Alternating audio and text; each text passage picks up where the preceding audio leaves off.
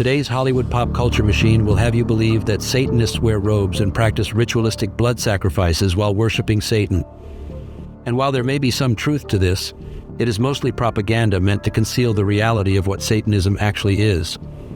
True Satanism is a mindset, and the Satan that is worshipped is within each and every one of us. It is most commonly known as our ego. The self is the true god of Satanism. The term Satanism is used to deceive religious people, to appear harmless to non-religious people, and also because it stems from the Hebrew word Satan, which means adversary. Satan is the force of involution that opposes true spiritual evolution. It is the ego within us left to our own devices. The ego will try and convince us to think only of ourselves, which is exactly what Satanism is. And so, a de facto Satanist is a person who holds this mindset, but does not consider themselves to be a Satanist. Organized Satanism stands against this sort of enlightenment.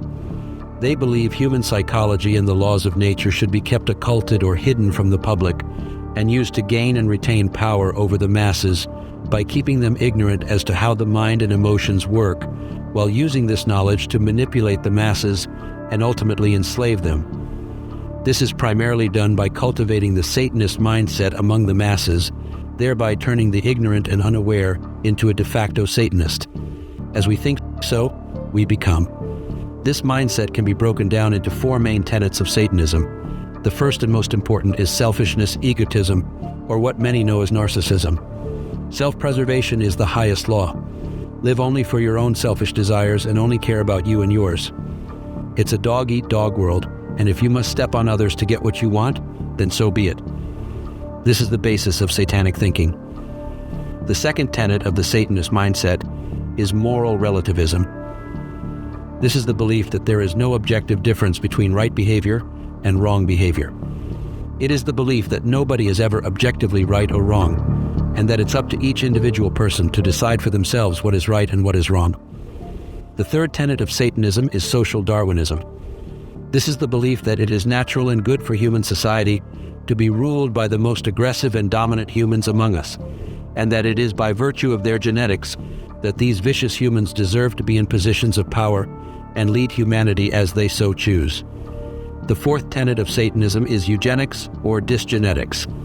This is the ideal conclusion of the Satanist mindset, since man is God and he gets to decide what is right and what is wrong.